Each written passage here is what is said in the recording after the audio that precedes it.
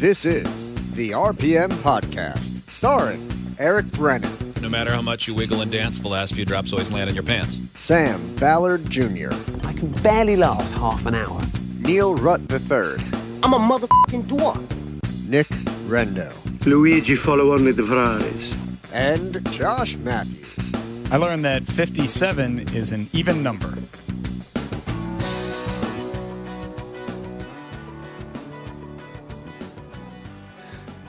Hello, everybody, and welcome to another edition of the RPM Podcast. Great for me to be back here this week after the boys held down the fort last week after I got stuck in happy hour traffic. I'm a man, damn it. I'm Eric Brennan, and we got a full house once again. However, a lot of us are all spread out. I'm here on the lovely dump that is known as Staten Island, New York. In the Edge of Divorce Motorsports studio in Manchester, New Jersey, we got the winner from the Enduro at Big Diamond this past weekend, Scott Riggleman. What's up, Scott? What's up, guys? Glad to be here again. Happy to have you here. You guys You don't got a trophy sound that you brought, I'm that sure. Well, It's late. a half hour ago, but now that we're getting started, we're doing good. So, Live from the University of North Carolina in Charlotte is Sam Ballard Jr. Sam, how you doing? What's up, guys? I'm doing great. It's great to be back. Great to have a nice off week to rest and relax and enjoy Easter, and happy to be back with some of my favorite dudes.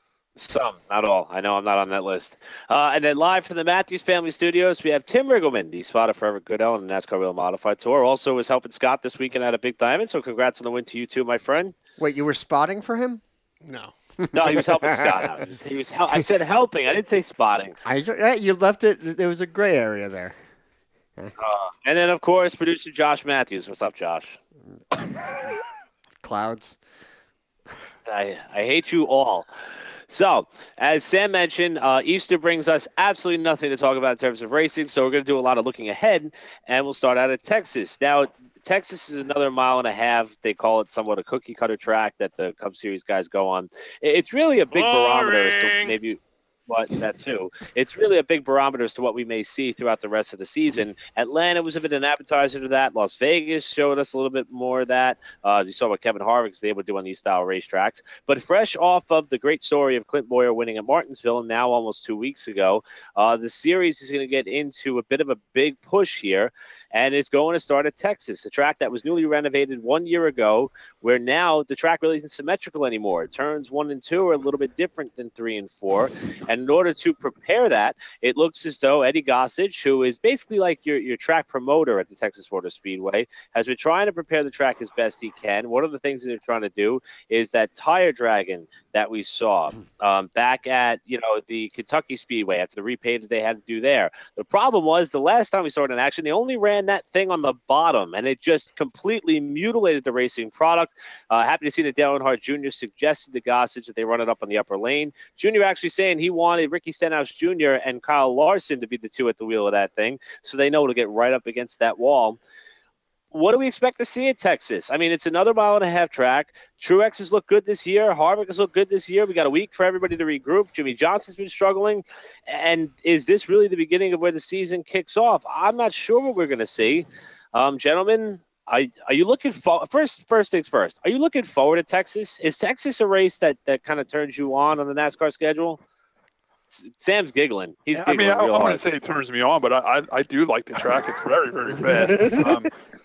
Nancy will be jealous. The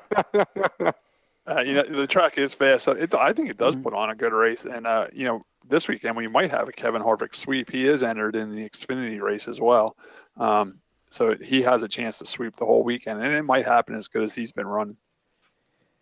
I was just going to say, Texas, when IndyCar is going, I get excited, but not so much NASCAR. Well, and the IndyCar race in Texas was also rather thrilling, being that the track is so different. And also rather thrilling. Could you have dulled that down anymore? Well,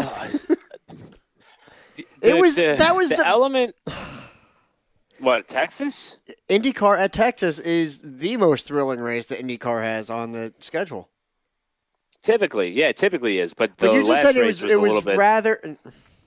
Never mind. It was a little bit of a mess. They had to throw a caution every 30 laps because the tires were starting to blister. I mean, it was a little bit of a mess. And IndyCar tried to test there not that long ago, and they had problems where Takuma Sato wrecked, and the winds were bad. And the tracks don't seem to age the way that they used to. It seems like now, maybe with modern technology, better pavement, better asphalt, that these tracks just take a little bit longer to weather, especially in a place like Texas where it's relatively warm 3/4 of the year. In fact, if they get 2 inches of snow, they go into a state of emergency, which for us, we have 2 inches of snow and it's just another day in April, it seems. So, yep. So I don't know. It's something that I'm looking forward to seeing, I guess, in terms of if the track aged any, if their approach to the track. And that's what I'm more interested in, this tire dragging thing, which, Scott, you've been around racing for a while. Over the last year in NASCAR specifically, we've seen the sticky stuff that they put down in the corners. We've seen the tire dragons. Are you in favor of these added elements to try to help improve the racing product, or would you rather it happen organically? Yeah, I'd rather it happen organically. I mean, I saw Alan Brennan out last weekend. He's official at Wall Stadium. He said they ended up buying the sprayer truck from Raceway Park for Wall Stadium, and they're going to be using the spray a lot more at Wall Stadium, which I really don't care about. I wish they wouldn't do it, to tell you the truth, because what happens is it might, but sometimes if you make the outside lane faster, now everybody just goes up there and follows everybody up there. So I don't know. We'll see. It might help. It might not. But whatever. We'll see. Now, when you talk about using the sticky stuff, we think of Bristol as Sam is having another fire drill. It sounds like. You all right over there, Sam? I muted myself so it would stop. I'm just going to mute myself until this is over. Okay. Nice talking to you. I'll see you later, Sam. Bye, Sam. Anyway, we think of Bristol, and they, as Eric is dying over here. Sorry. When they redid the track, and all of a sudden the high lane became the naturally fast spot to be, but it wasn't the track that everybody knew and loved. And I mean, personally, I think I don't know. I did prefer the old Bristol where the cars tried to run the low lane, and seeing them put the sticky stuff down to bring that back was nice.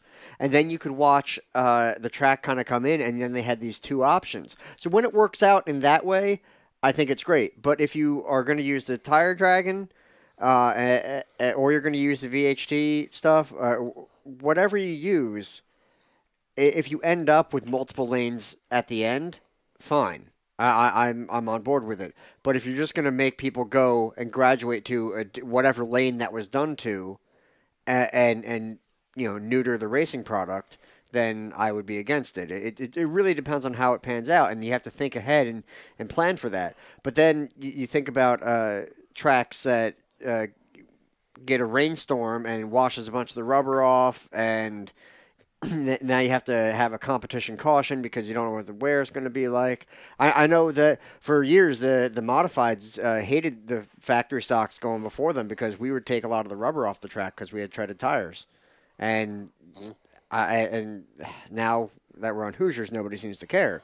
But I don't know. I'm curious to see what would happen at like Wall using the sticky stuff to see if I had a better chance on the outside than normal. I'm curious to see what would happen. What is it? What's the pain the track wants? The problem when they do it at Wall Stadium, what people were doing, they were spraying the outside of the racetrack down. So now what people would do now, they'd go into the corner and they just go up like a half a lane. They would put their right side tires in the sticky stuff and keep their left side tires in where there wasn't sticky stuff. So now it kind of just moved the bottom lane up a little bit, and it made it even worse to try to go to the outside because now the outside's really higher up. That's what I noticed. What would happen? Well, that's what fenders are for, Scott. Yeah. But no, you're right, Josh. I mean, you explained it pretty well, and exactly what you said. In the end, we got to wait and see what happens. It could be a good thing. We'll see how the racing goes this weekend. I could cycle back to, if we're going to divulge into using this type of technology that is now available to what we see on the big league level of stock car racing at a local short track. I think it was Wall Stadium Turkey Derby practice, not last year, but the year before. So it would be 2016. Or maybe it was 2017. But I remember it was the end of a session. Somebody lost a motor or an oil line. And, it's at Wall Stadium where we have one of the best short track crews in the country. But they work with the tools and the resources they have they put a lot of speedy dry down, and apparently Stephen Reed went down to the corner, and I know that they said later on that something broke because it looked like something dug into the asphalt, but the original theory is that perhaps when he hit that zone where there was so much speedy dry on the track that the car hooked to the right, and he ended up going head-on the fence. Now, although that may not have been the case because something ended up breaking, I look at other short tracks around the country that don't have the resources or don't have as skilled of track crew members as Wall Stadium Speedway. And I think if you try to implement that technology there, you could be opening up Pandora's box. So when something goes wrong and gets on that surface, you can't get it off. So that's something I would be worried about. What is it, Sam? I remember that wreck really well because I remember turning around and telling Kyle Reed, who's one of the track service guys on the track, that it was easy to be part of the safety crew at Wall Stadium because all you got to do is put kitty litter down and then call it a day. And I remember how butthurt he got, and then he made me. Because the guy who blew the motor went all the way up in the pits. I remember he was like, 5, it's so easy, you do it. And I was walking around the pits, throwing kitty litter around. It was fantastic. Good times. Anyway, so Eric, where do you stand really on this? Whether it be the tire dragging the, say that 5 times fast, or the sticky stuff. What do you? He's a sticky guy. I think back. I found myself in enough sticky situations. Thank you. He was snorting a condom. Just don't lick your fingers. No, but I saw that. That was like one of the top stories of the Staten Island Advance, our local paper. I mean, when you have to tell a bunch of people who live on such a small island not to do that, does that not tell you where I live is not a great place?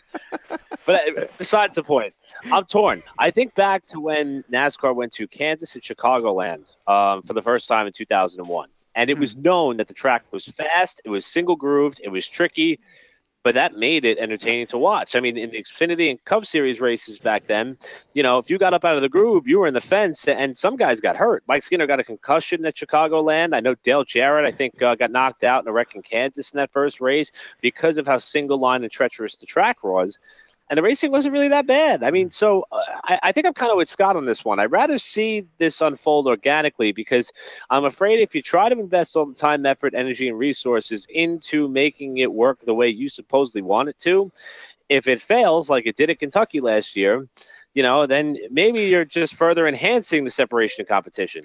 Well, can Kentucky is just an overall awful track.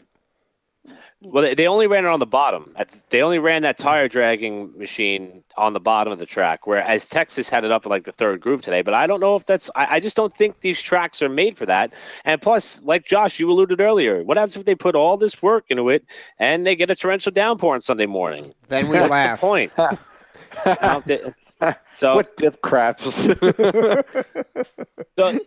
And I think the other thing to think about, if we look back to the last few races at Texas, I mean, it's kind of been a bit of a toss-up. Toyota's been fast there with Truex. Obviously, Harvick and Ford was fast there last fall. And Jimmy Johnson won this race 1 year ago. And if there's anybody who needs a win, it's not just Johnson, but it's Hendrick Motorsports as a whole. Jimmy who? Well, I would not go there yet. Now, the Cup Series will be joined by the Xfinity drivers in Texas this week, and Scott Riggleman already alluded to the fact that Kevin Harvick is in the field. Also, Ryan Blaney, another Cup driver who will be making a start as well. Ryan Preece will be in the field. This is another start for him in the Joe Gibbs ranks. I'm interested to see how he does. So that is Elliott Sadler. Now, the Dash for Cash rules have it's actually announced that the Dash for Cash, which will begin at Bristol, they're going to set the top 4 drivers from the finishing results of Xfinity regulars in this race. So that's something we get to watch for when it comes down to race time on Saturday. But Woohoo. Yeah, just a little bit of added incentive, just something that actually those guys get to race for. But now that you're kind of weaning the Cup guys out, I don't know if it's really necessary anymore. You did miss one Cup guy, though. I think Jamie McMurray is driving the 42 car. Yes, thank you, Scott. He's got a shot at winning. He might be able to defeat Kevin Harvick in that race. That 42 car, whenever that car hits the track, no matter who's driving it, it's a fast car. Right. That's a pretty good program that Chip Ganassi has going. I wouldn't be surprised to see Jamie get a win there. I think Jamie's won there before, hasn't he, in the Cup Series? I don't know if he's ever got a win at Texas before. I know he got his first career win at Charlotte. In fact, got another win at Charlotte, I think, a few years later. He got the win at the Brickyard, Daytona, Talladega. I don't know if he ever won at Texas. But I'll have to check. I can check. Give me a second. So he'll pull that. It really doesn't matter. I mean, if you won at Charlotte, he can win at Texas too. You know, and he does very good at Charlotte, so I don't see why he couldn't win at Texas. He's had a lot of bad luck though lately. He could turn that around as really, really quick if he wanted to. Also, I think somebody else wanted to point out the fact that Goodyear's going to bring a new left side tire at the Texas Motor Speedway to try to enhance more wear. That's a little bit contrary to what we're used to seeing with Goodyear when they come to these tracks that have been redesigned or redeveloped, because it seems that once they get to the tracks with a new surface and a new pavement, they're a little bit conservative with it, and it kind of dulls down the product. If the tires don't wear, the speeds don't drop off, it doesn't condone passing, so it's a little bit awkward. Yes and no.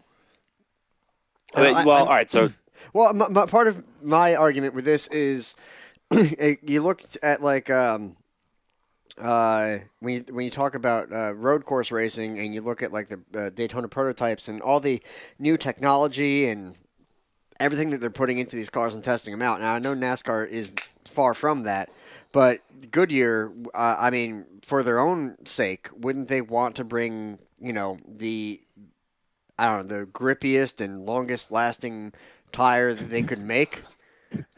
That's been the theory. Speaking of rubbers, Eric. In fact, I got this. Snort it. Let's see if you snort it. All right, I will start. Sam, is that yours, at $20? Or did someone give that to you? I'm going to give you an out because your dad's probably watching. No, I was just thrown this by my roommate. And come on, Josh, I'm Catholic. We don't wear protection. Hey, real quick. I have been yelled at from a few of our listeners that all I do is sit and play on my phone while we do the podcast. It's his computer that he's playing on. Relax. No. The secret is I stare at this condom and I contemplate eating it during the podcast. Just to clear it up with our listeners. No, snort it. They snort it and pull it out their throat. He snorts the Tide Pods instead. Sam does it backwards. Yeah, he does it backwards. Going back to the tire deal. We're just there again, just like the tire dragon. We're gonna have to wait and see what happens. I mean, we're not tire engineers. We don't know that much about it. I'm sure Goodyear has put a lot of money and effort into it, and we'll see what type of tire they bring. And we haven't had many tire problems like we used to in years past. So Goodyear has been doing a lot better with that. There again, we'll have to wait and see what happens. It's going to be interesting watching it racing this weekend. I just find it. I see the end goal, but that they're going to intentionally bring a worse tire is kind of a weird thing. I'm just in the history of the sport, and the problem was ever since Indy in 2008, Goodyear really got in a position where they kind of got their ass reamed out for what happened, where the rear tires kept exploding and NASCAR had to throw a competition caution every 10 laps. I thought that was Formula One. No, Formula One was where Bridgestone was. Michelin boycotted the event, and only the Bridgestone competitors went out. Right. But that was in Indianapolis on the road course. You said I at think Indy. That was 2005. Yeah, no, I don't know if you remember, but the Brickyard 400 in 2008 was a year where they had right rear. I think it was right rear or left rear tire failures, where they would just explode. They would just come apart. I vaguely remember that. NASCAR they had to throw a competition caution every 10 laps in a 160 lap race in order to prevent that from happening. And it was just painful for anybody who was there, anybody who watched on TV. And then Goodyear went super conservative with their tire compounds from that point forward. So because of that, you don't see tire wear like you used to unless you're racing at Atlanta or Richmond or really worn out circuit or California, and even Darlington after they repaved it. It took a couple of years for tire wear to become a factor there again. And so you need that when they used to be able to produce that on the regular before they had the debacle at Indy. So hopefully this gets us to that point, somewhat. But I think anytime you talk about a 1.5 mile track, the name Carl Edwards comes to mind, the guy who's got multiple wins at Texas and Atlanta. However, it seems like, all the conspiracy theories out there who thought that Carl was going to bring the guy to bring Dodge back, Carl doesn't seem like he wants to come back. And that's something that he made known this past week in an interview that he gave with ESPN's, I believe it was Bob Pockris. Yes. I think he has more of a head injury than people are telling you, because that's what his wife does for a living. She does that for a living, and he's been in some real bad wrecks. So I think there's something else keeping him away from the racetrack. Yeah. No mentally healthy person smiles that much. Yeah. I think he's doing what Dale Jr. did with the concussion thing. Maybe I could be wrong. I did hear, he's really enjoying the airplanes and flying airplanes. I heard he started a little business where he flies medical patients around that can't fly commercially. He flies them privately. There's probably good money in that. I'm sure he's not hurting for money. And he's farming. I heard he's got a bunch of acreage in his home state, and he's doing soybean and corn. So, he's got other things going on. I mean, if his racing career is behind him, it's behind him, Yeah. Can you imagine getting on a plane and being like, oh, crap, that's Carl Edwards? Yeah, I'd poop my pants. Yeah. Well, Now, I have a terrible segue from that. Speaking of drivers and airplanes, it has been 25 years since Alan Kawicki passed away in a plane crash. Yeah, and I'll tell you what, a lot of us have been talking about another podcast, which is a different platform, so they're cool. If I could, I'd be boys with them, but it's head up by sports car driver Ryan Eversley and his best friend and manager, Scott. I forget his last name. And sorry, Scott. But the Dinner with Racers podcast people who have done some incredible stories, and basically it's exactly what it sounds like. They travel around the country when they're not racing, and they meet with people and they talk racing over a meal. They put out a 4-part series talking to 12 different people over a course of a 4,000-mile trip. Wow.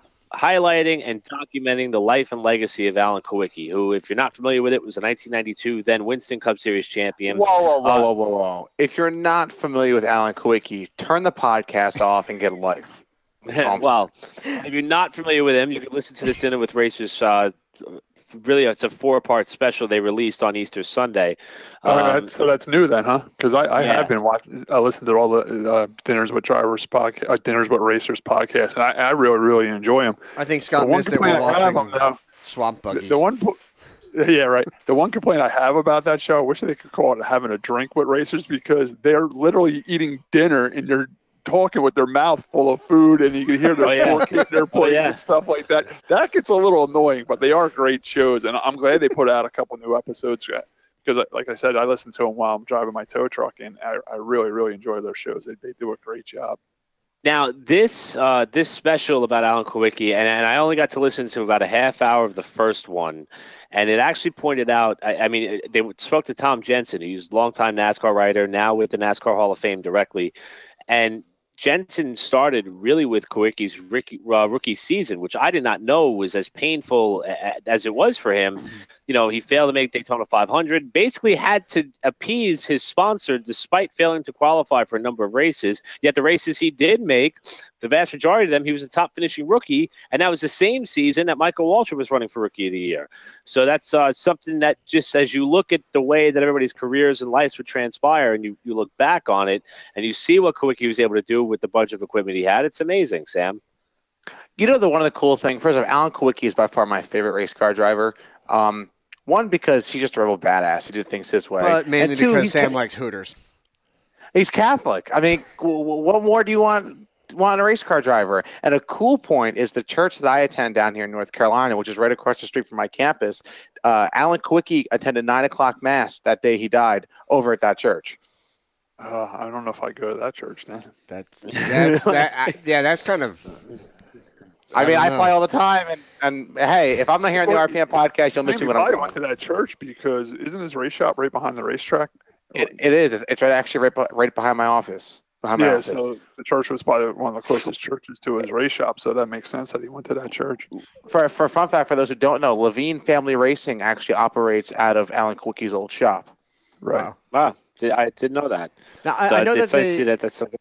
I know that the Kawicki operation had, after his death, the ownership of it changed hands for a number of years, and then eventually was for a while. Yeah, I think, and then it was eventually, I guess, dissolved just because nothing more was happening with it. Now, Sam, do you know who the Levine family bought that from? Who was last owners of it before them? From my knowledge, I thought it was Jeff Bodine. Okay. But I could be wrong. I believe the shop had a huge fire in it. I think the whole back end of the shop is new. It wasn't Alan's shop, or they expanded it. It's a huge shop. It's probably the closest NASCAR shop to Charlotte Motor Speedway. You can spit on it from the track. But it's a pretty cool area because you could tell that was Alan Kawicki. Here I go off on a tangent to show people I don't stuff condoms in my mouth while I'm doing the podcast. Oh my God. Alan Kowicki was the type of guy that he was, in my opinion, he was an underdog. However, he was right in the midst of everything. He was talented. He knew what he was doing. He kept his head down and nose to the grindstone, as my dad would say. And he just worked at it constantly and constantly. And, the whole Frank Sinatra song, My Way, when he did the champion speech, such a fitting thing. And it's a great thing that the drivers or dinner with racers they did.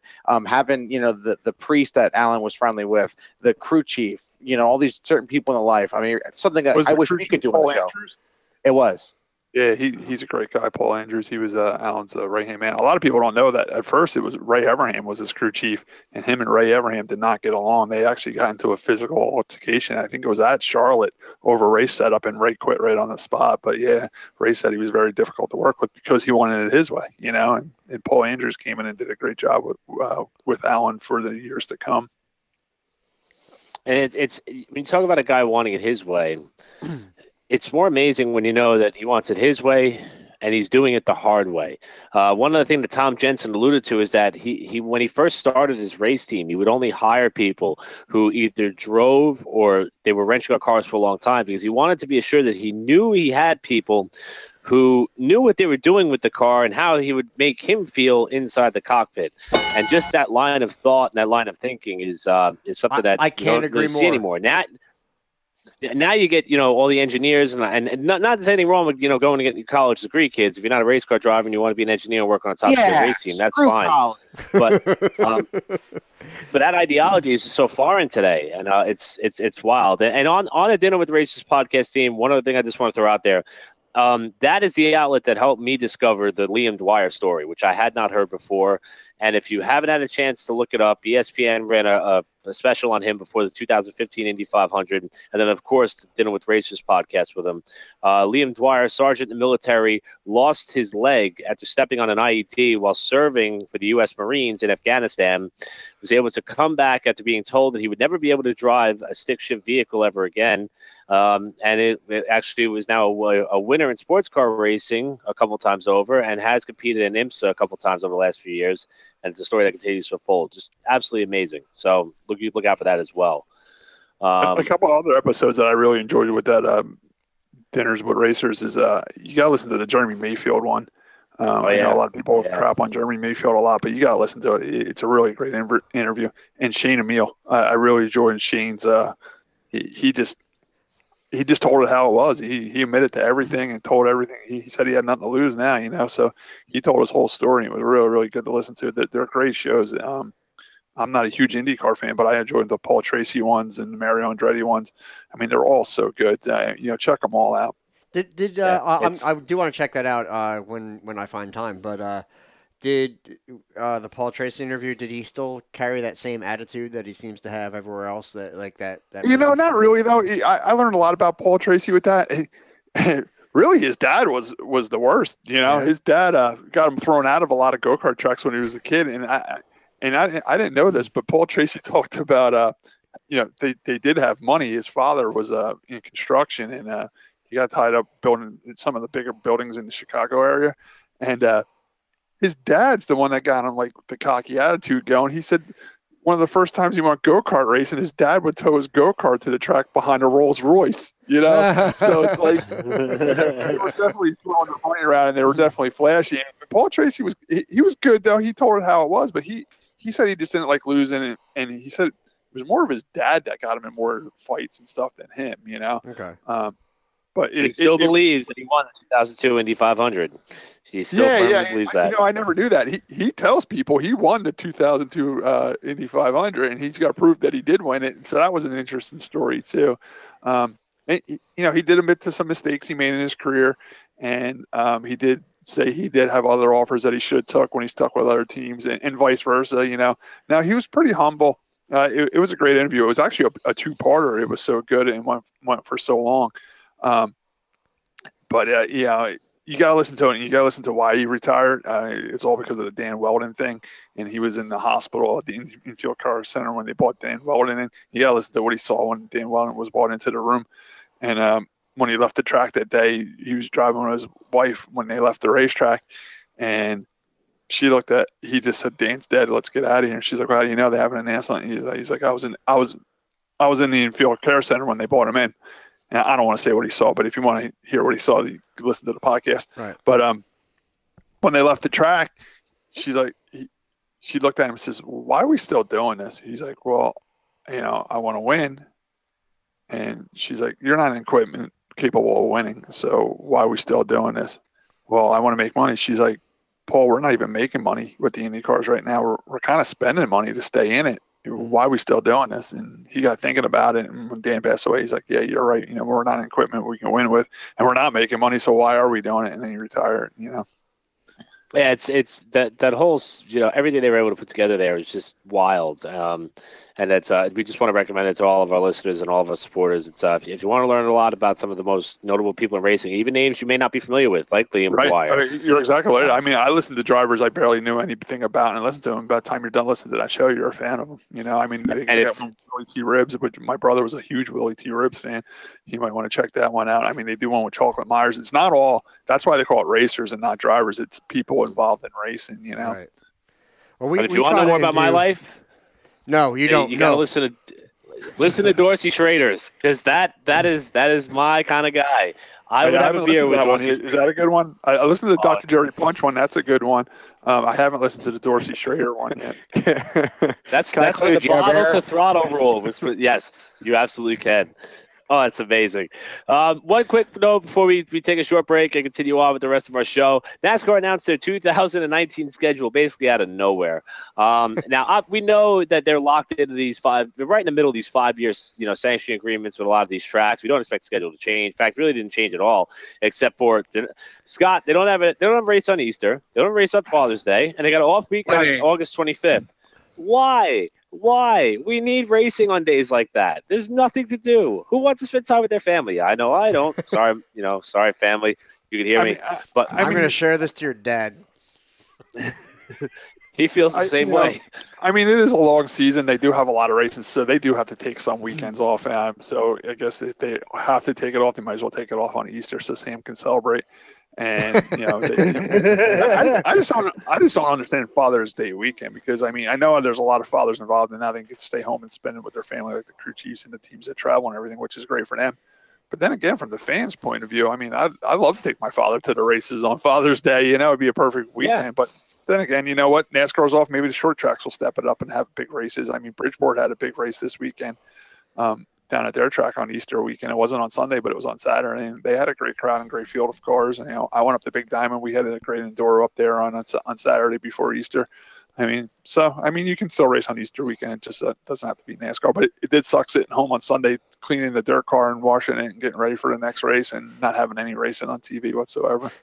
A couple years ago, I thought Tim cleaned your car. I did. Yeah, that was an April Fool's.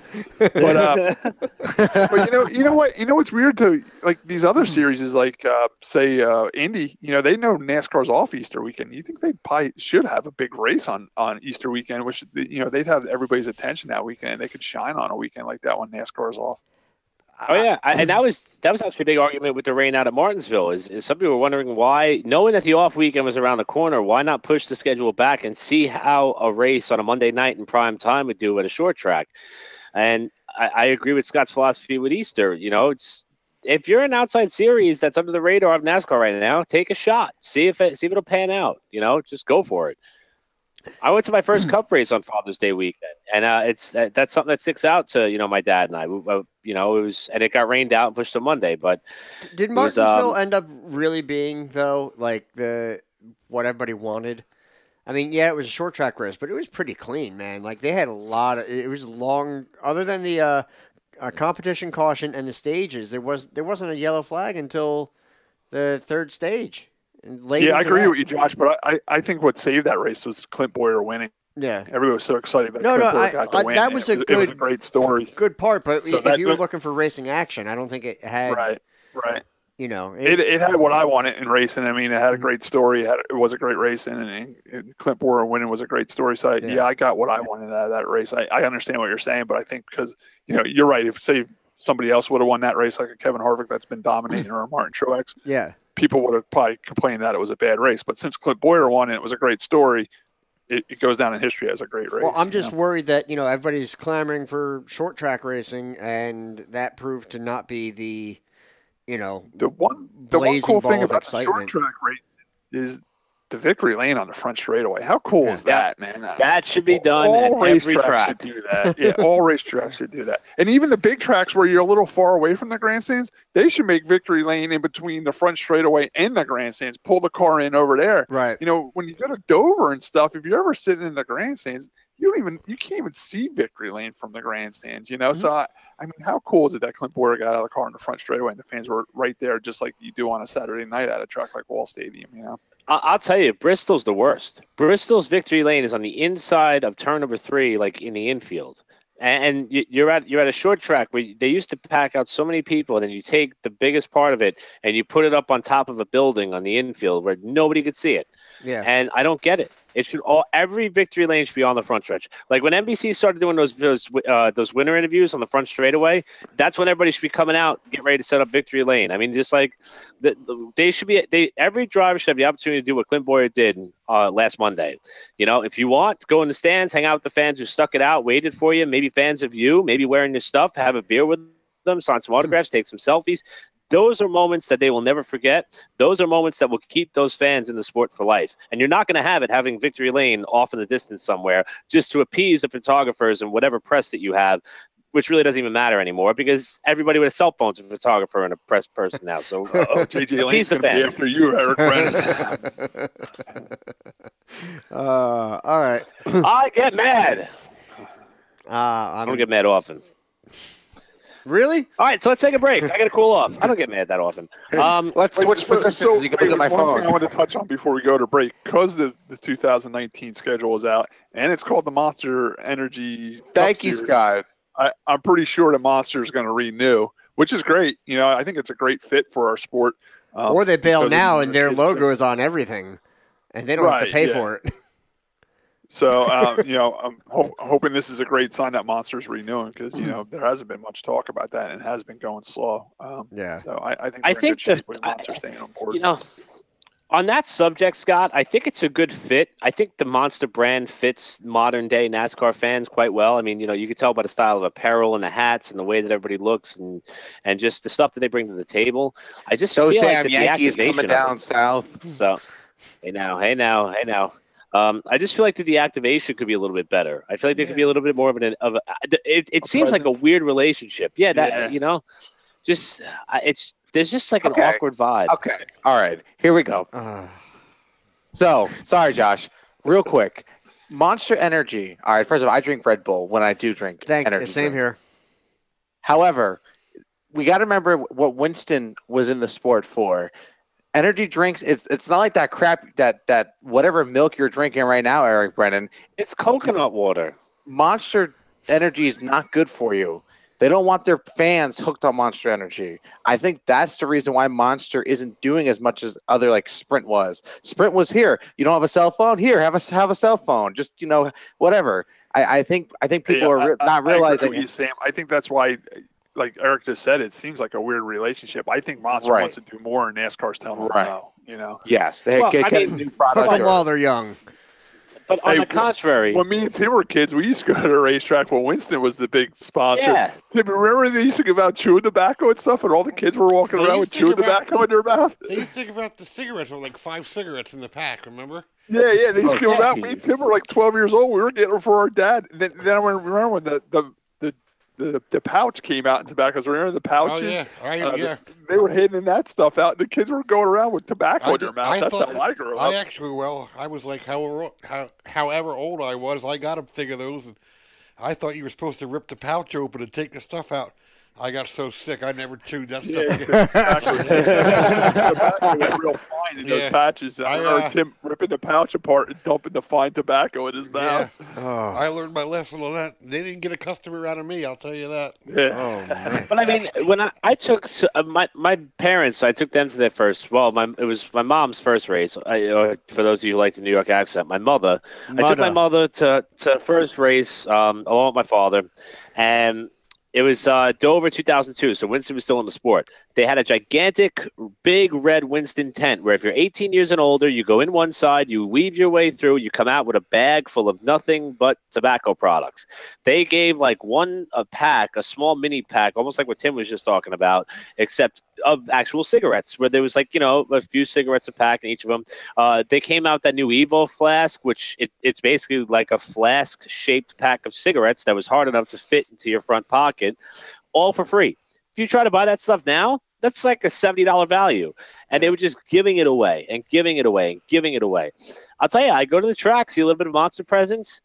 I don't see them giving away cans of soda. I don't see them giving away keychains, really. There's more Monster girls than there are cans of Monster drink.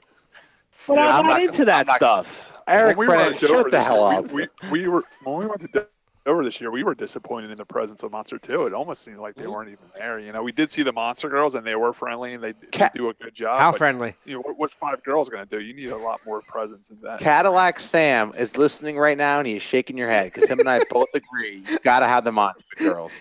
Yeah, Scott's there are only 5. Yeah, well, there was only like 5 there. I mean, you go to a racetrack where there's 100,000 people, they're not going to see 5 girls. Scott wants the even number, hashtag Eiffel Tower, you know what I'm saying? I thought Nancy would be the even one. But you're right. Oh, my. Monster should be handing out some free samples and having tents and giving stuff away. They got to do a little bit. They're trying they got the motor, the motocross freestyles and some of the tracks. Now they're having the UFC fights at some of the tracks. Although that seems to be catering more towards the drivers in their off time. I mean, they show the UFC fight on television, and all the drivers and teams are hanging out around the rings. I didn't see any fans, so Right. it's like, I don't know. And like you said, Scott, I don't know if it's NASCAR or Monster, but something not jiving. And it should be, because it sounds like a good mix. It works for Supercross. Why can't it work for NASCAR? I don't know. But you know what? Going back to that Racers Dinner with Racers podcast, I like what they call the tobacco years. They're saying that was the wealthy years of racing when tobacco was involved in the sport, and they blame the decline of racing because the tobacco money isn't there anymore. I mean, the tobacco.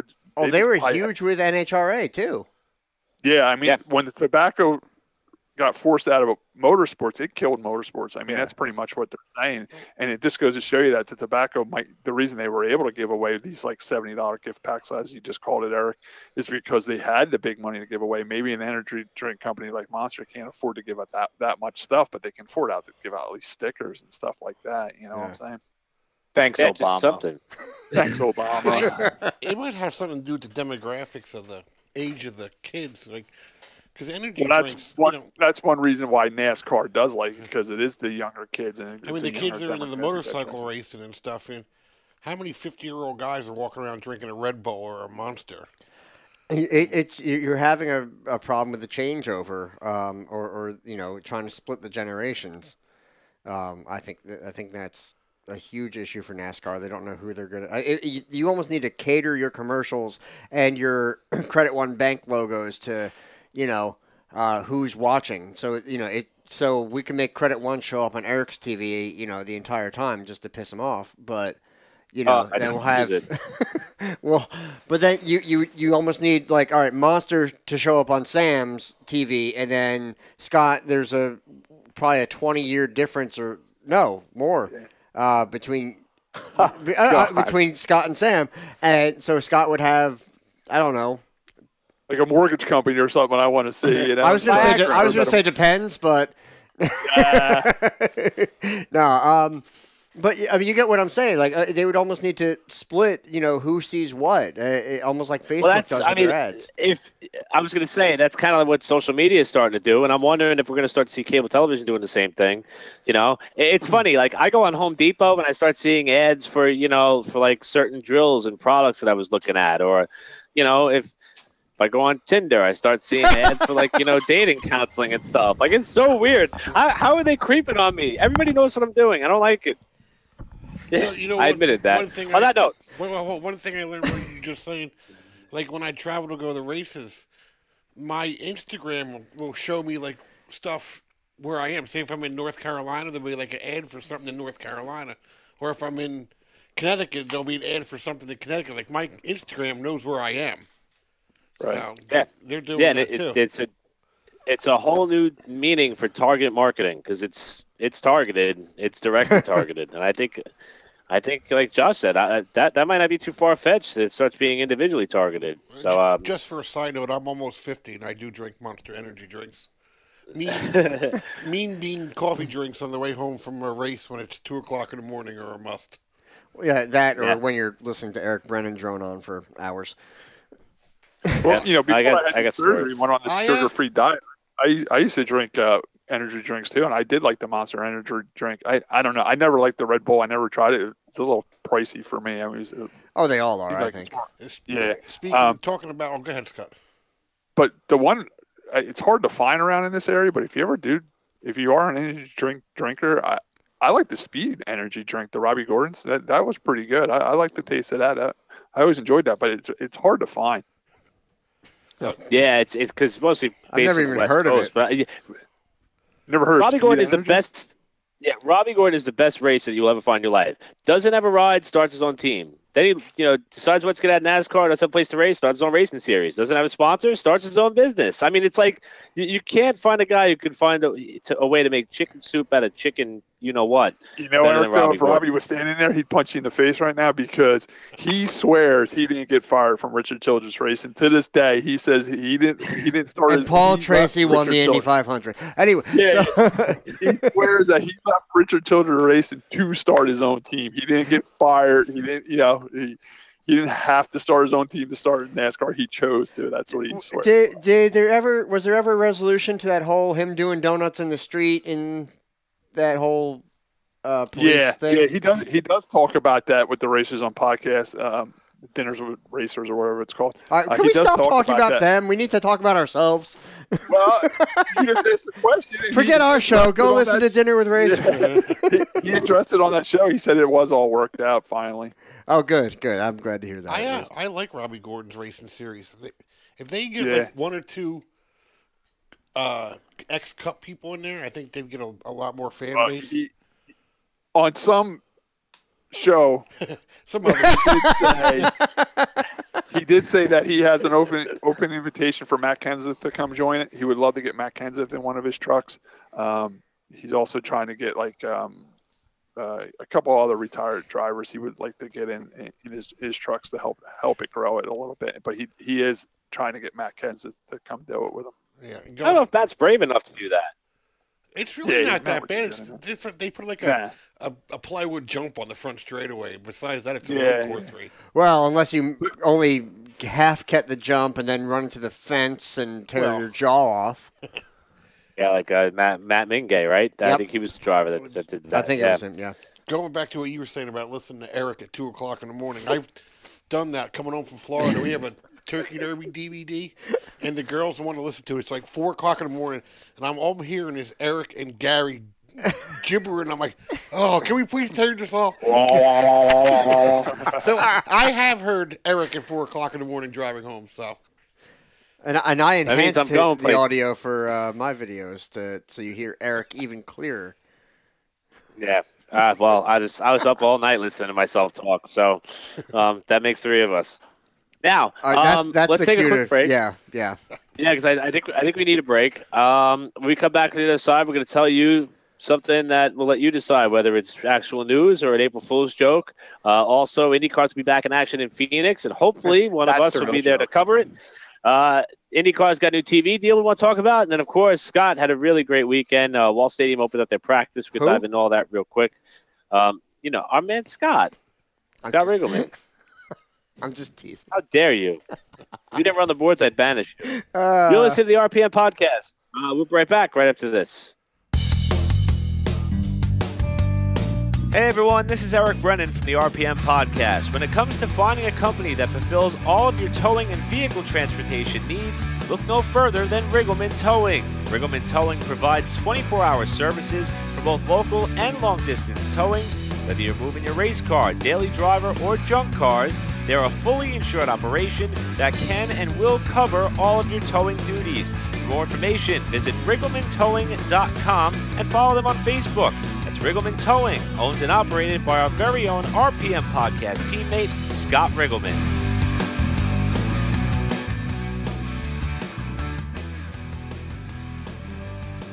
Welcome back to the RPM podcast. Eric Brennan, Scott and Tim Riggleman, Sam Ballard Jr. and Josh Matthews.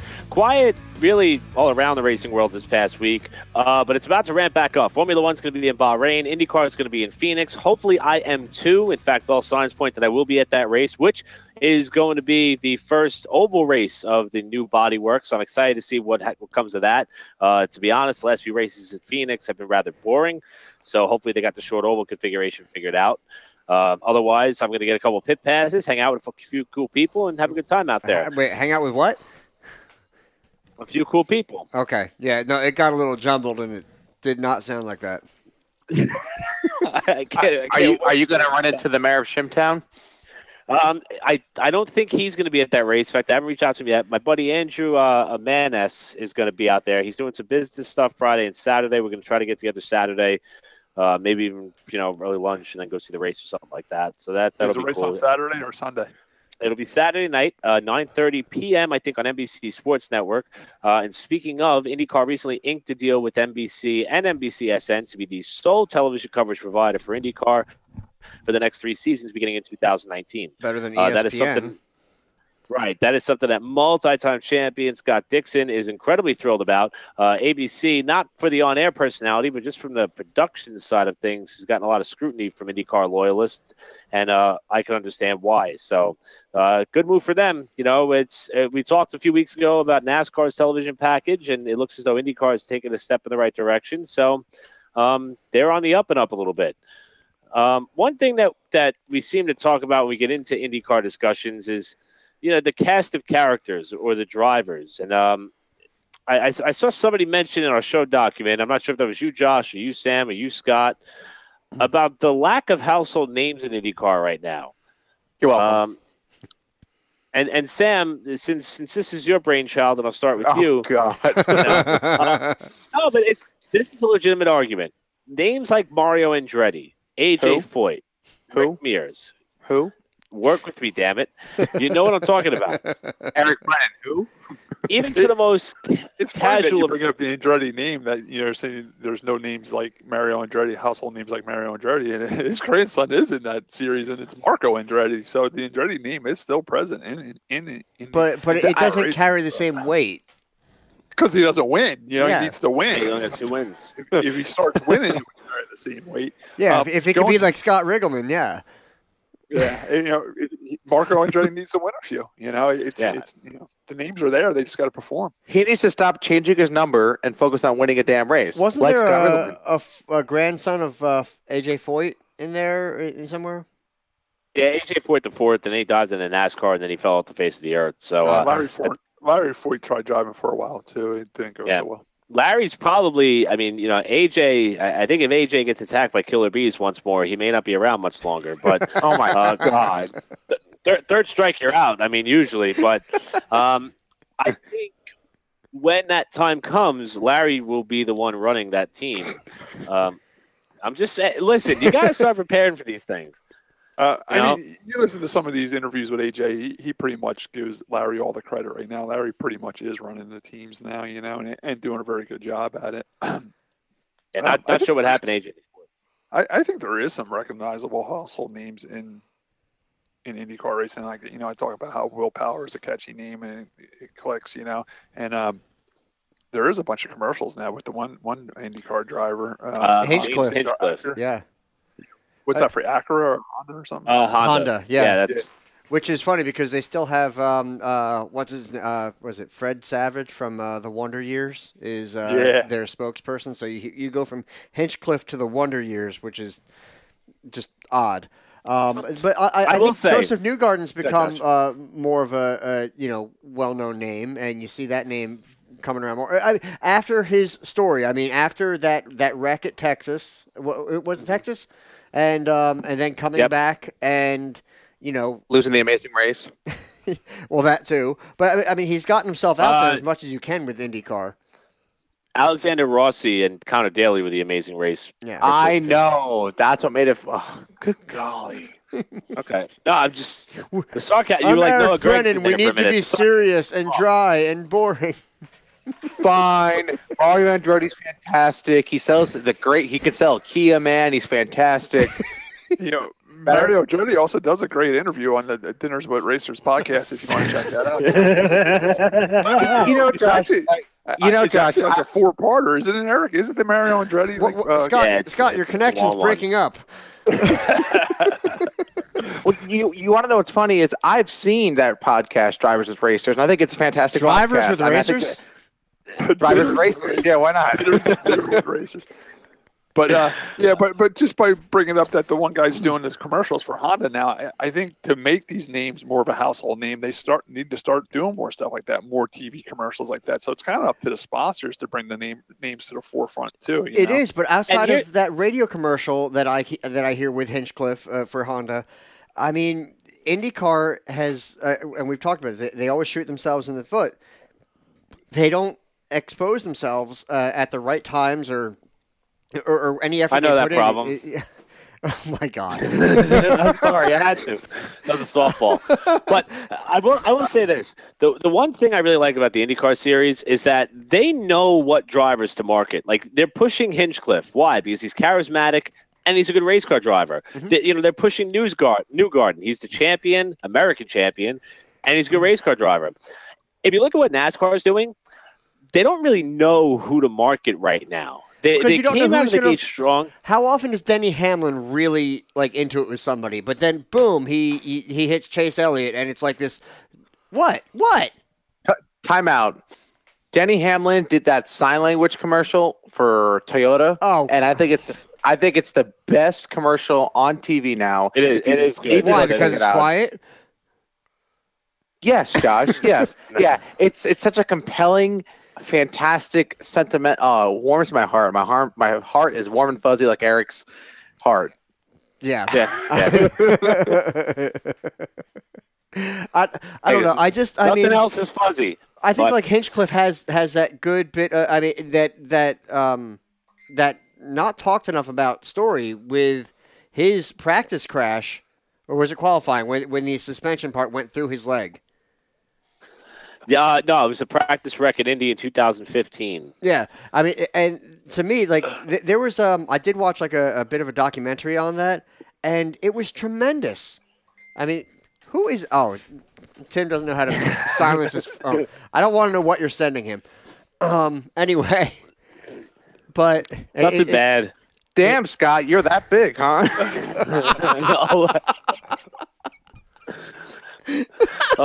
Big L. Look at us sticking in there on the inside of Riggleman. Hey, you want to know what's funny? What the RPM podcast has over Dinner with Racers? We have a personality. That's what we have right here on the RPM podcast. Oh my goodness.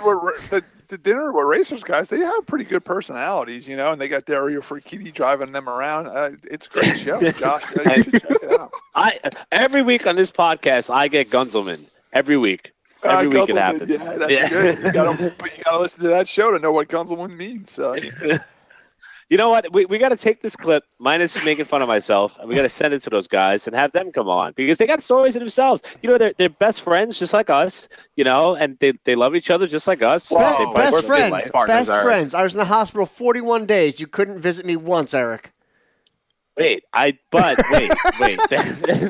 story he there. did donate, so that's all. He donated $5. I did things. I was involved. He put $5 on my helmet when we did the helmet drive. I did things. They were girls. What do you want? I had the wristbands made. I care.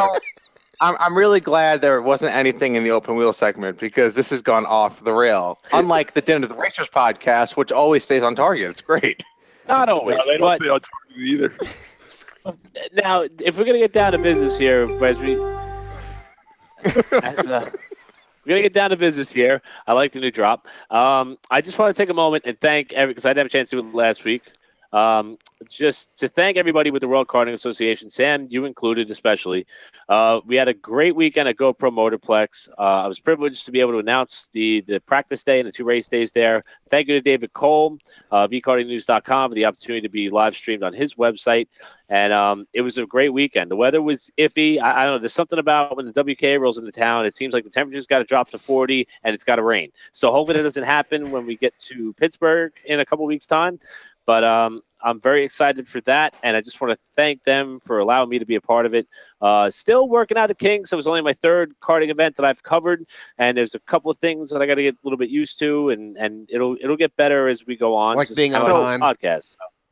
So, no, go ahead, Sam. We're debating on who's going to tell you that you're not coming to Pittsburgh. Oh crap!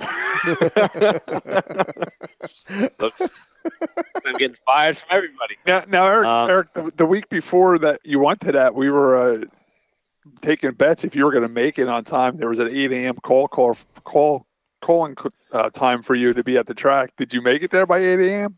I will say that rooming with Eric Graham is the best decision I ever made because I have a hard time waking up no matter what, and he knows how to get it done, and we're on time every day. I didn't mean it like that.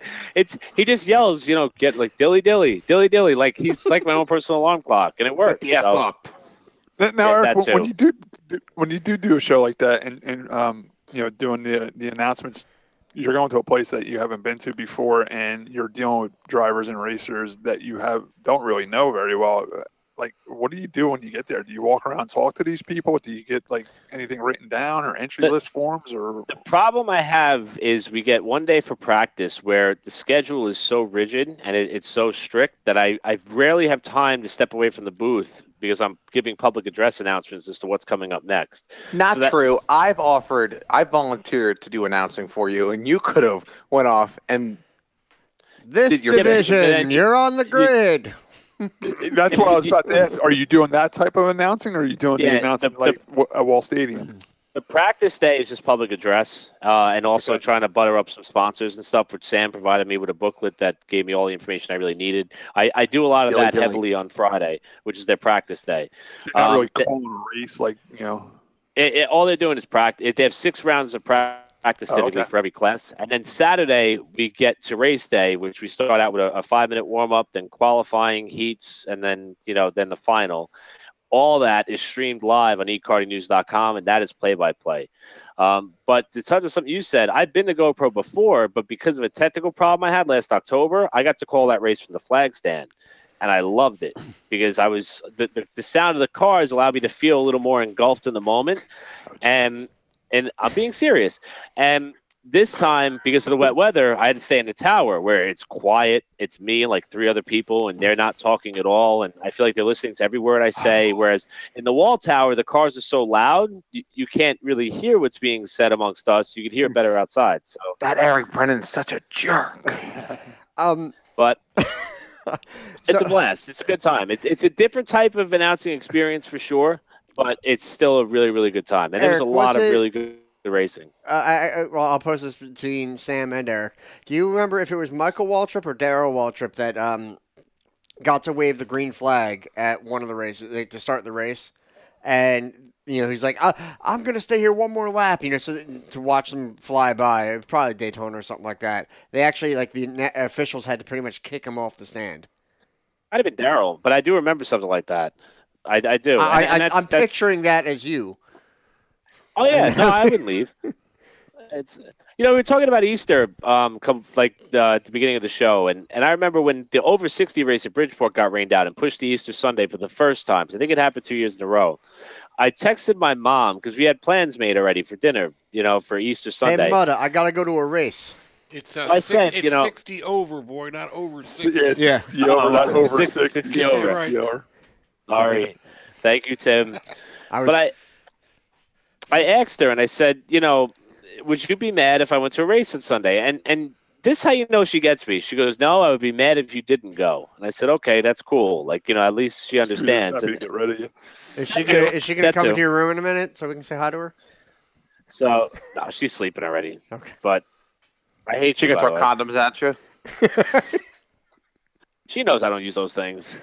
But it reminds me of a conversation you had with Joey Helberg and Stephanie Romanowski back at Turkey Derby. Going back to WK, is there any big names in that right now?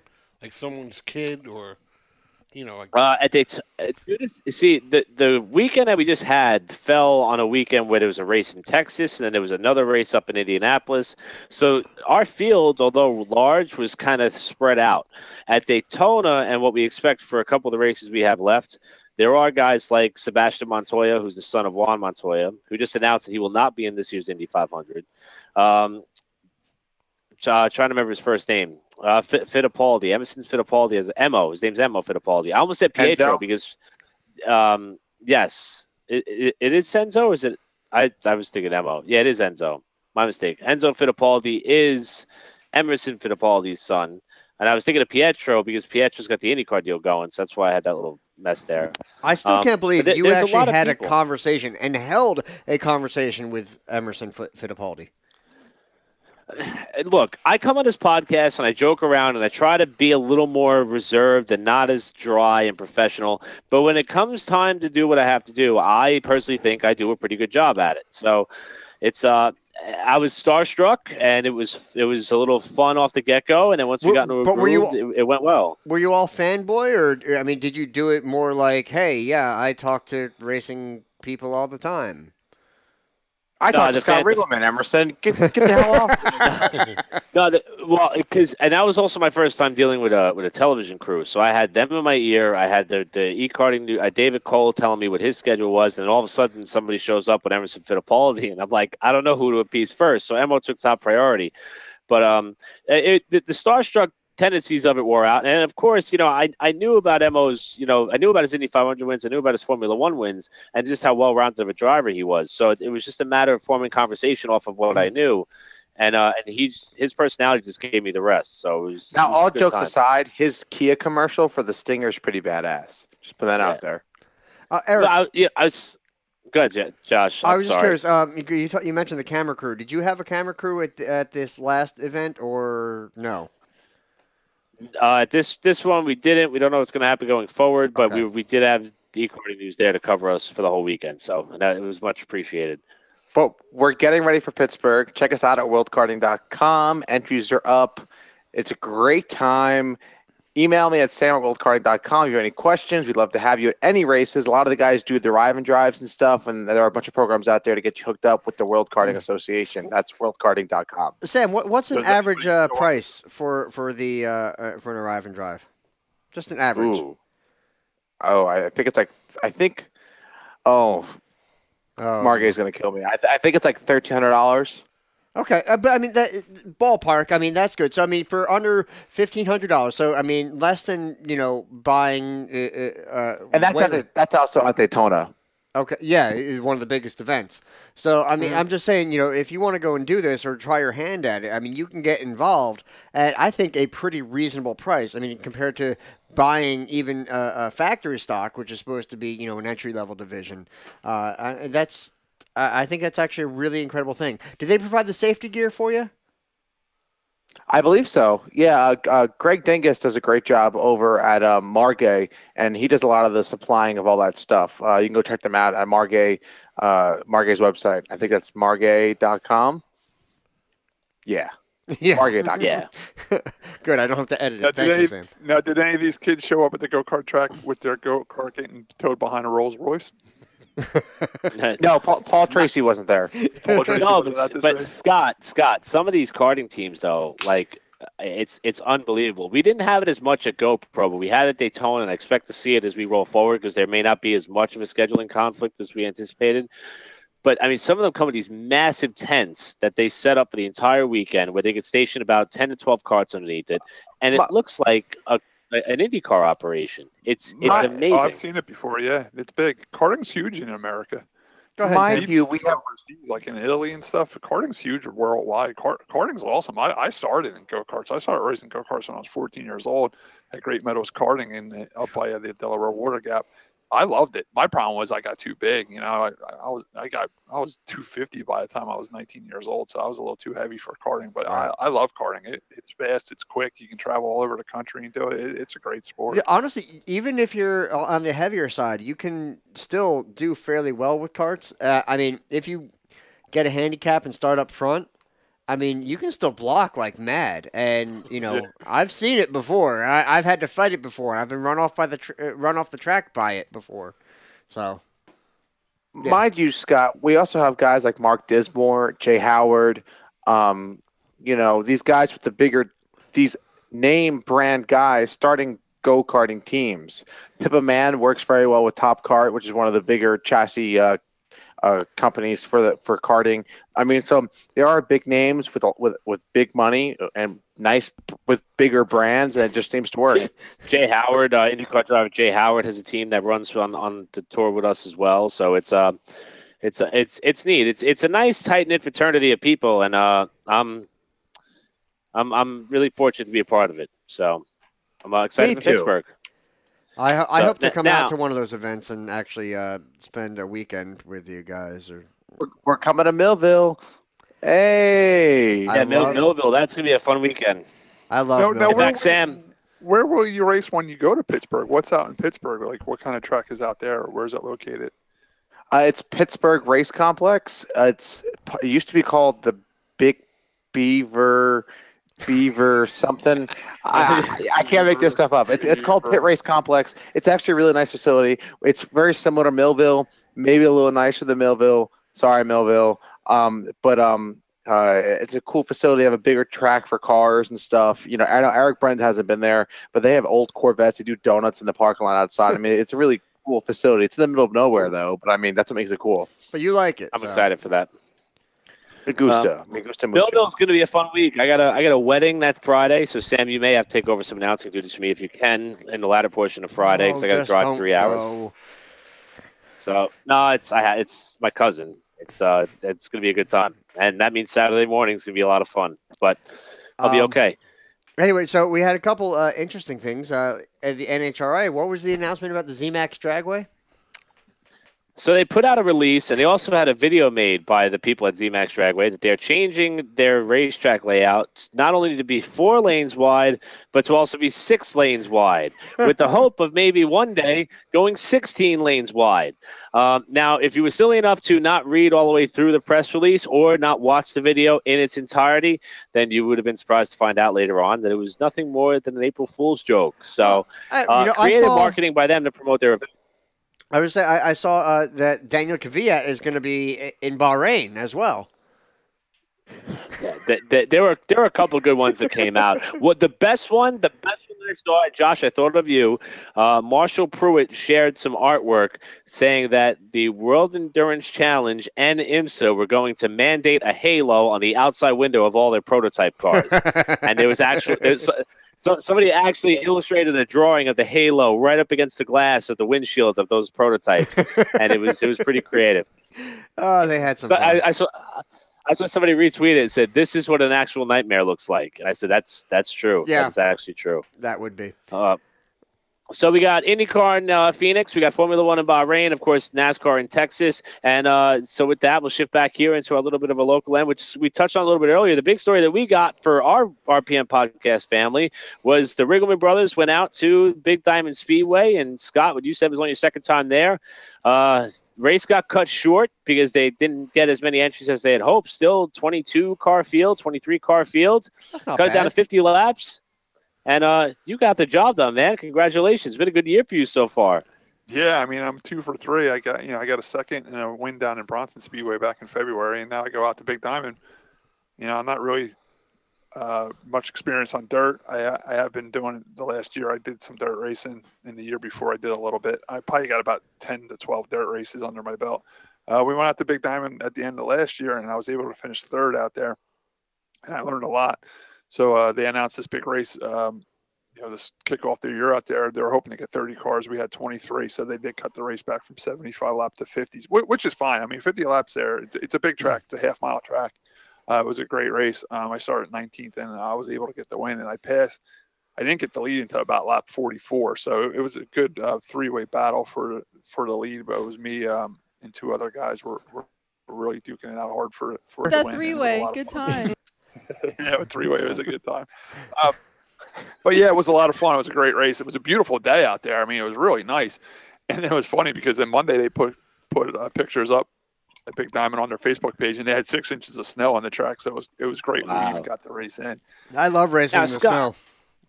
Scott, now with your type of car on a dirt track, is it like does the car handle how you would expect when you get back on the gas? It jumps out. Are you counter steering to the right a lot, or is it? I'm not, as somebody who never raced on dirt before, and knowing the type of car that you drive and how it looks on pavement, how different is it on dirt? Even though it's not the same car, it's still similar. It's not the same exact car you race. They are similar set up. I mean, the only difference that we do in the dirt that we do in the asphalt, on asphalt, we would run an 1 1/4 sway bar, and we put a lot of preload in it. And on the dirt, I don't even have a sway bar in the car. That's the only really noticeable difference between the setups. What I do on dirt and asphalt is I just take the sway bar off on dirt. But yeah, you drive it like you would a dirt modified or anything. You throw the car in as hard as you can, you get it sideways, and you use the throttle to drive off. It's a lot of fun, and it was a blast.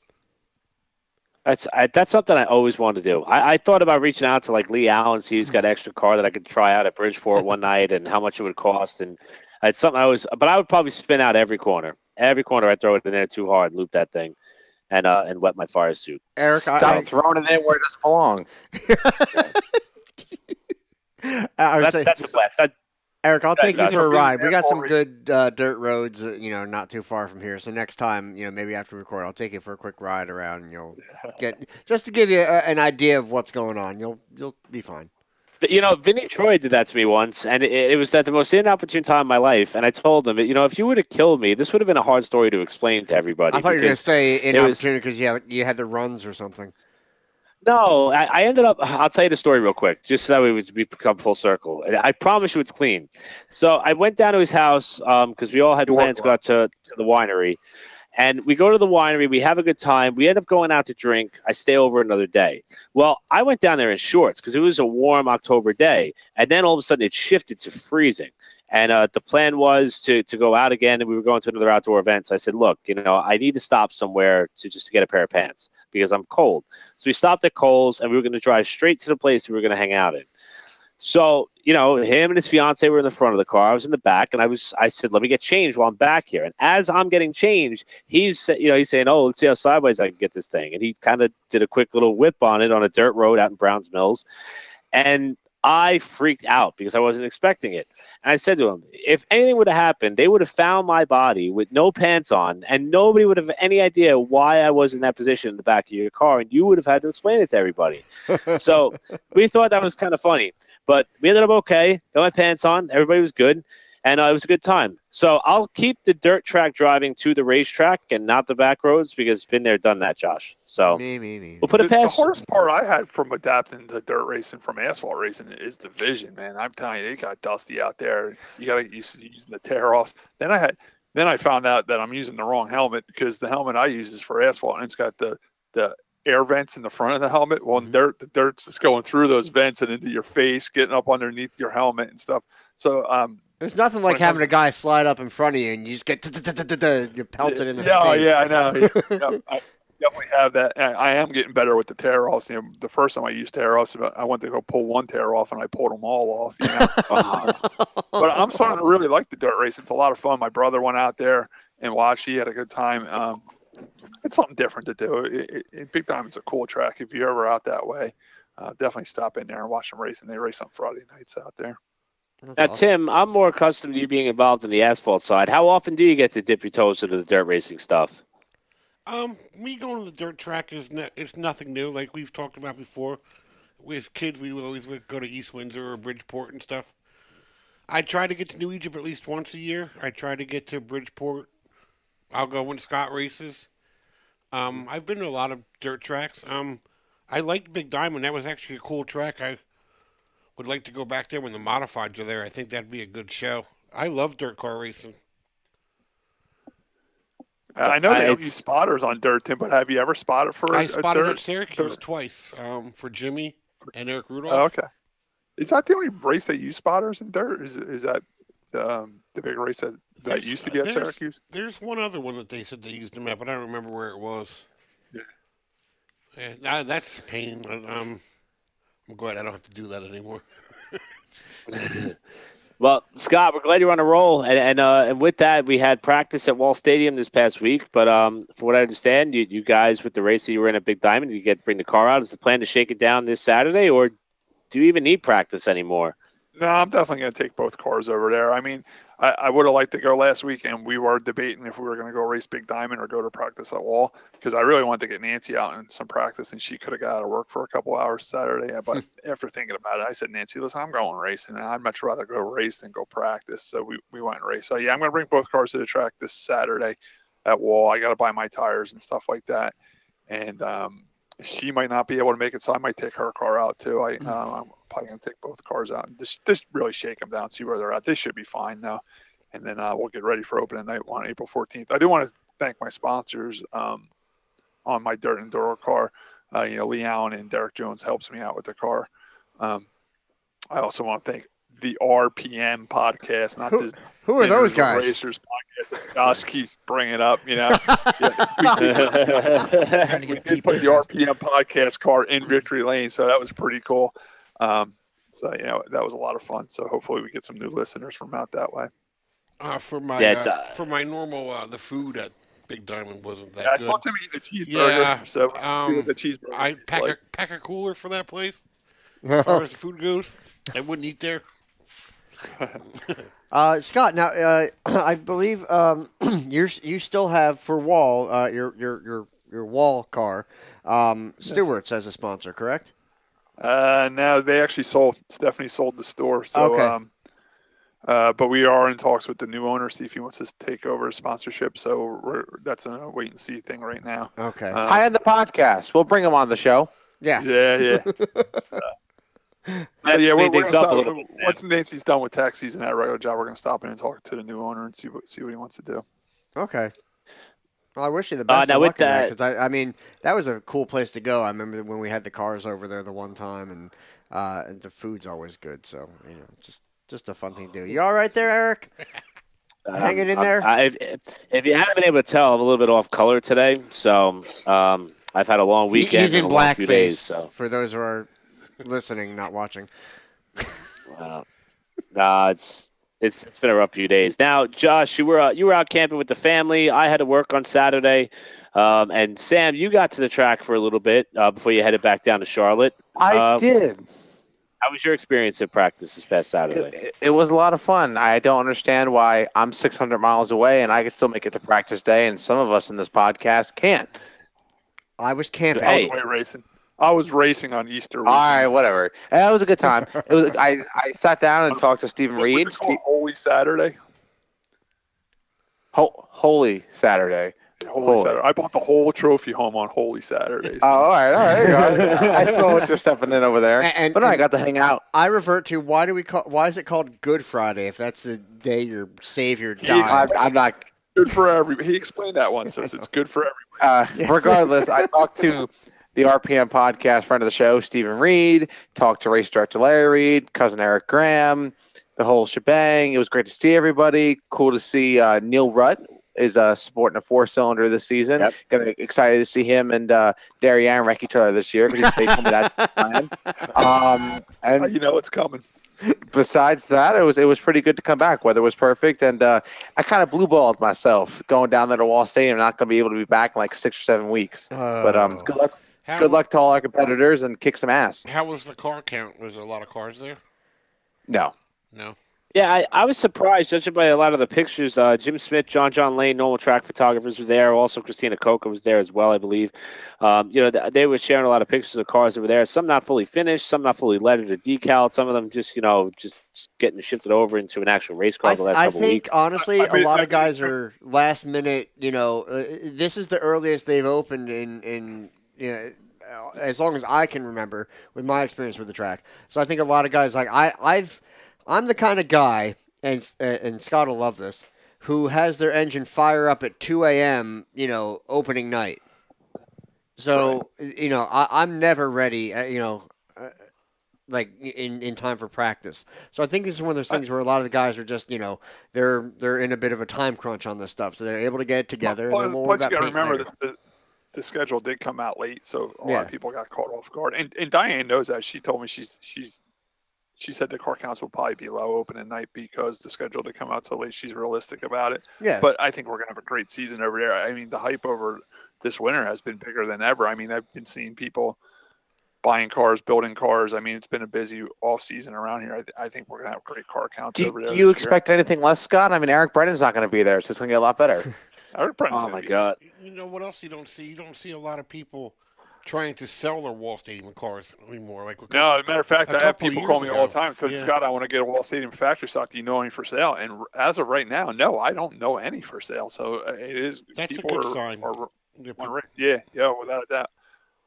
I'm just looking at the weather now. We're not. Oh boy, we're not looking good for the weather for Saturday. Scott just jinxed it. That would be rather interesting, though, for a lot of people to go into the season rather dry in terms of not getting any track time by the time the season starts. And we got a kitty on camera. Well, here's April 7th, Saturday, April 7th. Rain with Mayor of Shimtown, make sure you're watching. Scott's going to move his cat again. rain with some snow mixing in the afternoon. Chance of rain, 100%. So it's not looking good. Throw on some DOT tires and we're good, right, Scott? Yeah. Speaking of this, I want to get Roger from Wall Stadium's little weather thing in a personalized segment of the show to broadcast the weekend weather on our show for all the racetracks. We could do that in the area. between the segments. That'd be like the commercial break leading. Yeah. Bang. There you go, Roger. You got a job. Yep. And then you can repaint my studio. I would do that. There was a weatherman who used to work for SB Nation. That was all he did. In fact, he just got let go today. So it's ironic we bring this up. But his job was just to give NASCAR weather updates. He's still going to do it on a private level, but he was getting paid by SB Nation to do that. So, Roger, I don't know if he could pay you yet, but who knows? Hey, maybe this thing takes off and I stop telling bad stories. We'll be there. So, also, we were supposed to have Ted Grow on tonight. He had some other personal things to attend to. But I think it's only fair because Eric screwed him over last night. So, well, I was at the gym last night. I really was, and I don't. My coworker says gym is like a euphemism for bar, and it really wasn't. I'm trying to. No. You meant Big Jim. No, I was not hanging out with Jim. I was at the gym. Elliott Wall able to fill the hole. Oh, I hate you all. Just before we get off air here, we want to talk a little bit about the Thompson Icebreaker. Tim, are you on the Icebreaker this year? Oh yeah, Eric Goodell's going to do both the Tour and the MRS car. And I talked to Shannon today. If his spotter can't get off work Friday, I'm going to spot for Cody also. Why is Cody going up there? Yeah, the past late models are there. Oh, really? Yeah, so hopefully that all works out. Shannon has his own spotter, and I respect that. If the kid can go, he can go. If not, then hopefully I can do it. I'm looking forward to that. So, you'll spot for Eric Goodell in both the Modified Tour, the NASCAR Modified Tour, and the MRS Series? Correct. All right.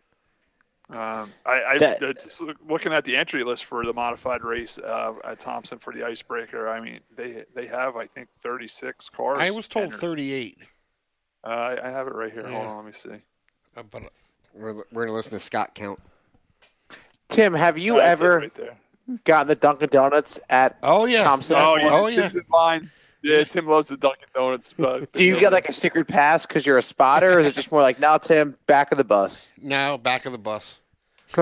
Oh, that's messed up. I have the Dunkin' entry list Donuts. right here. It is 36, so that's a great showing there.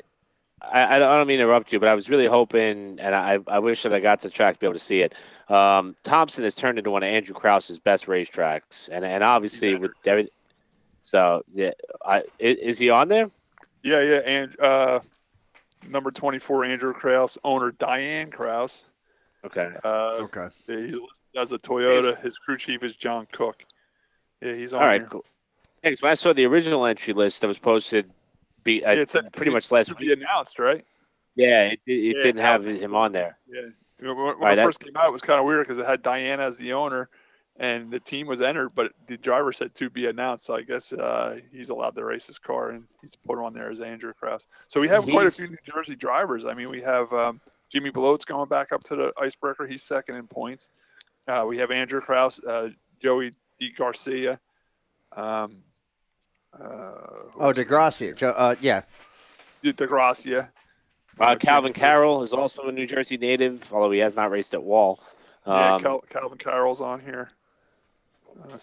New Jersey's Blake Barney, of course, Blake Barney. We have some great New Jersey drivers. Screw that guy. Yeah. Blake No Show Barney is entered for the Thompson Icebreaker. Blake the Flake. That's what we're going with. What? Nah, Blake knows I love him. I love everybody, and except myself. But despite that, we've been on a bit of a rough patch with guests. Josh kind of mentioned the fact that Ted Groh had a personal commitment come up in the latter portion of the day here today. Jimmy Blewett actually must have listened to an episode and said, "Yeah, screw that." If he listens to this one, he ain't ever coming back. Justin Fontaine, a truck driver, come and do the show with us, and we haven't heard from him since, so that's a bad sign.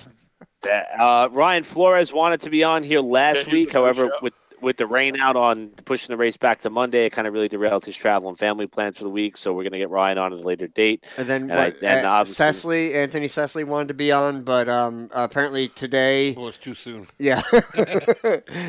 So that's on the back burner, and I think we have an interview we're supposed to be doing with the Steve and Kyle podcast sometime. That needs to be organized. There's so much to organize, and I'm happy to say, back to work. Eric, do you plan on going to Thompson? No, I'm going to Arizona to see my nephew before we start racing at Wall this weekend. Thompson's a race that I would not miss. I went last year late. That was my third year in a row going, so it breaks my heart that I can't be there. But I'll get there for probably the Wednesday show midsummer. I'll try to make it up there for that. If Wall practice gets rained out this Saturday and I have nothing to do on the race cars, I might shoot up there Sunday morning to watch the race. The last I had heard, it's supposed to be nice there on Sunday. Do you know what time the modified tour race usually starts? Well, they can't start an engine until 12, so. Oh, okay. Yeah.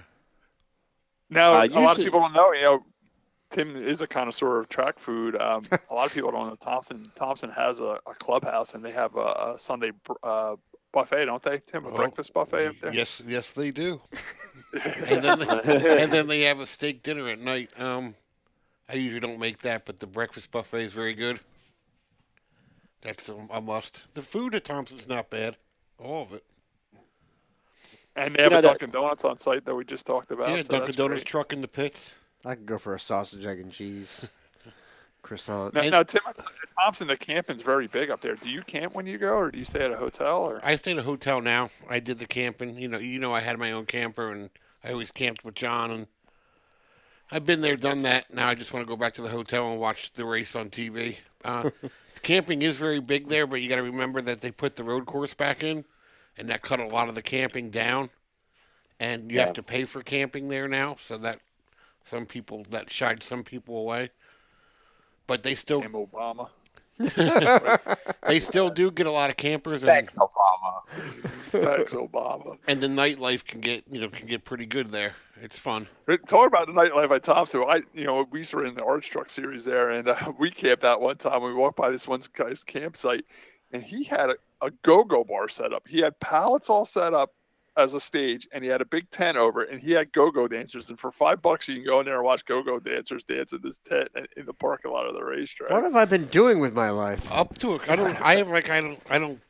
camped there or stayed for the camping, but up to a few years ago, he was still there. He still did that. Oh, that guy with the go-go bar, yeah.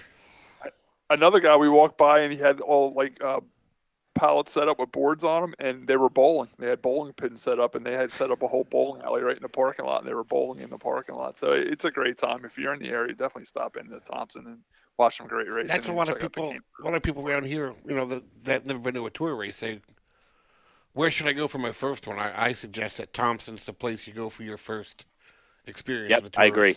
I agree 100%. Thompson has become one of my favorite racetracks aside from Wall. I absolutely love that place.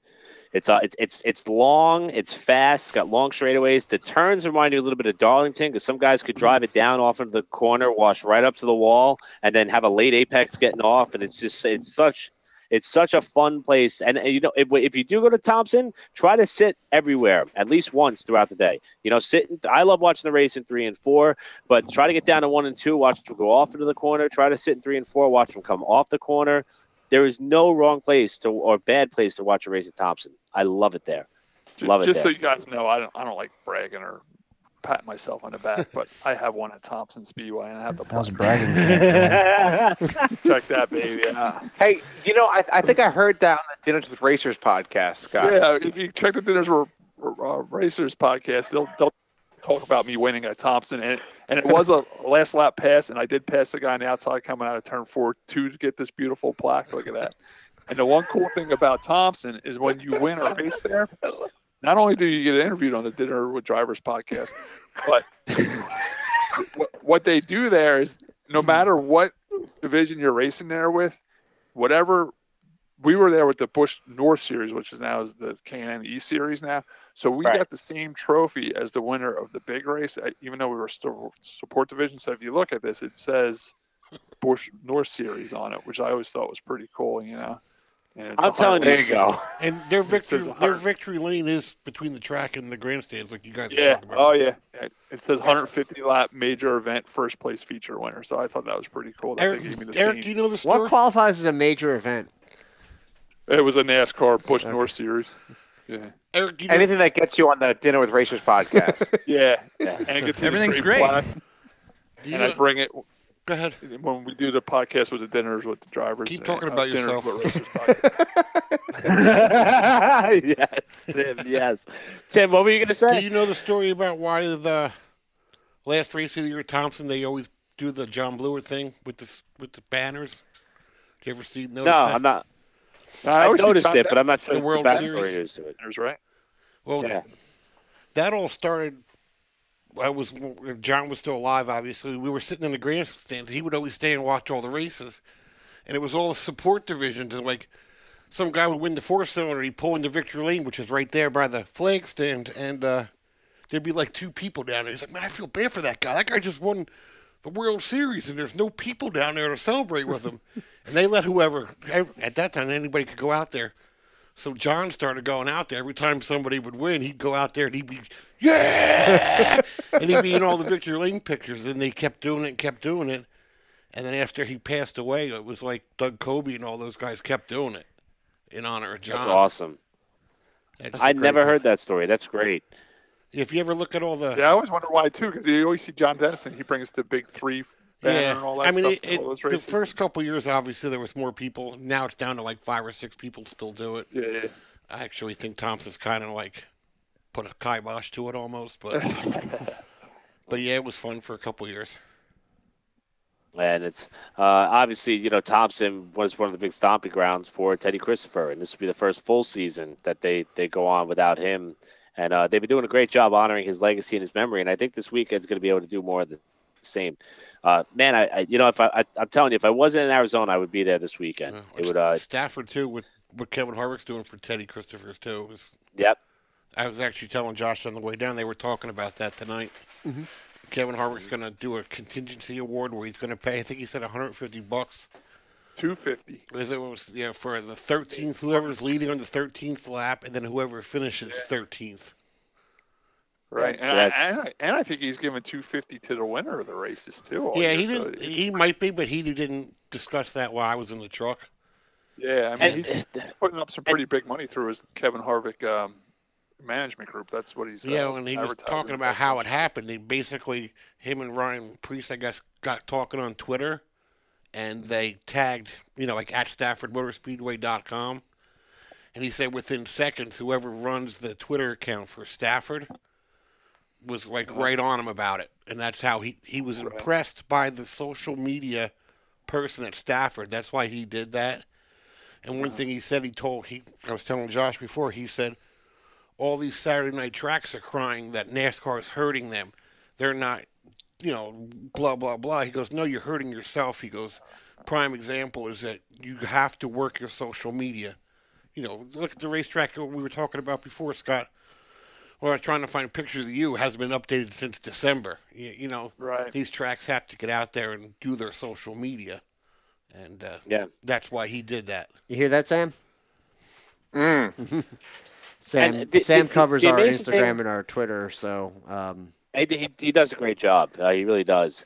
And the more interesting thing about Harvick is, don't forget Harvick's a California kid. out of Bakersfield, Mason Marin, sort of racing, in the upper west portion of this country. And to see him trying to dip his heart and soul into an East Coast track in memory of a modified racing legend, it says a lot about him and the love that he has for the sport. And I think that's awesome. Yeah, and I think we'll see him in an SK car there at least once this year.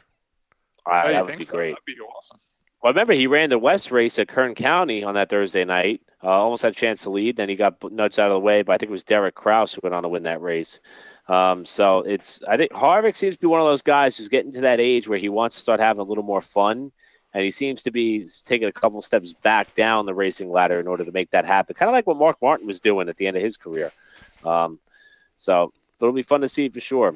And so we told you that we got a bunch of interviews up on the way. Also, good time to start hitting the fact that we are going to be back at River Rock for our live show for Talladega race weekend, April 29th. Again, Jeff, Eric Lane for putting it all together, just as we did for Daytona. At Daytona, we were able to fill both bars and have a lot of people in the area. We want to try to increase the amount of people that are going to be there. Hopefully, Mother Nature gets her act together and the weather's a little bit nicer. And I'm pretty sure it will be because we'll be knocking on the door of May. And I'll be 21 and I'll be there. I got one more. Take you out for a drink now. I got one more local thing. Weather permitting Sunday. What you got, Tim? Weather permitting Sunday at Wall Stadium's Sunday Series open practice. So awesome. Are the girls excited? Oh yeah, they're still in Florida right now, but yes. Tim, do you have their go-karts ready to go? Oh yeah, sure. Mm-hmm. They're ready to go. You probably haven't seen it. Jimmy Blewett. That sounded like a don't worry. Jimmy Blewett said they're still in the trailer, so they're okay. They haven't been moved or anything. Hey, put gas in. Tim, are you still waiting on that Riggleman towing sponsor money? I didn't check the mailbox today, but I figured after the big win, all right. Big Diamond maybe. Right. I just wanted to make sure. Scott, I heard you got to stay after that guy. I also want to mention Brennan off in record time. There.